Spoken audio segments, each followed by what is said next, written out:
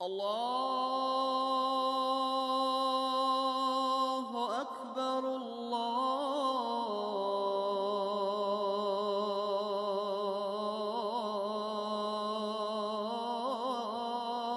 اکبر۔ کیا آپ جانتے ہیں کہ آپ کے ہاتھ پر بندھی گھڑی پوری کائنات میں ایک جیسی رفتار سے نہیں چلتی؟ جی ہاں، سائنسدان البرٹ آئنسٹائن نے برسوں پہلے یہ ثابت کر دیا تھا کہ وقت بدل جاتا ہے۔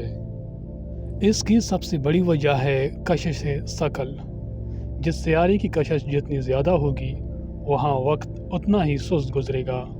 مثال کے طور پر اگر ایک گھڑی زمین پر ہو اور دوسرا مشتری پر، تو مشتری والی گھڑی سست چلے گی۔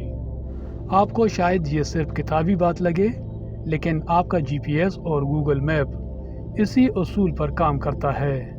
زمین سے اوپر فضا میں موجود سیٹلائٹس کی گھڑیاں زمین سے تھوڑی تیز چلتی ہیں۔ اگر سائنسدان روزانہ ان چند مائکرو سیکنڈز کے فرق کو ٹھیک نہ کریں تو آپ کا گوگل میپ ایک ہی دن میں کلومیٹر کا غلط راستہ دکھانے لگے گی۔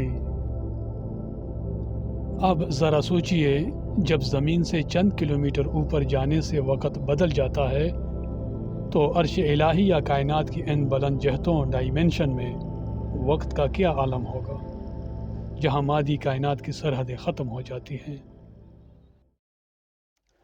قرآن پاک کی وہ آیت یاد کریں جہاں رب فرماتا ہے وَيَسْتَعْجِلُونَكَ بِالْعَذَابِ وَلَنْ يُخْلِفَ اللَّهُ وَعْدَهُ وَإِنَّ يَوْمًا عِنْدَ رَبِّكَ كَأَلْفِ سَنَةٍ مِّمَّا تَعُدُّونَ۔ ترجمہ: اور یہ لوگ تم سے عذاب جلدی لانے کا مطالبہ کرتے ہیں، حالانکہ اللہ اپنے وعدے کی ہرگز خلاف ورزی نہیں کرے گا، اور یقین جانو کہ تمہارے رب کے یہاں کا ایک دن تمہاری گنتی کے مطابق 1000 سال کی طرح کا ہوتا ہے۔ سورہ الحج 47 آیت۔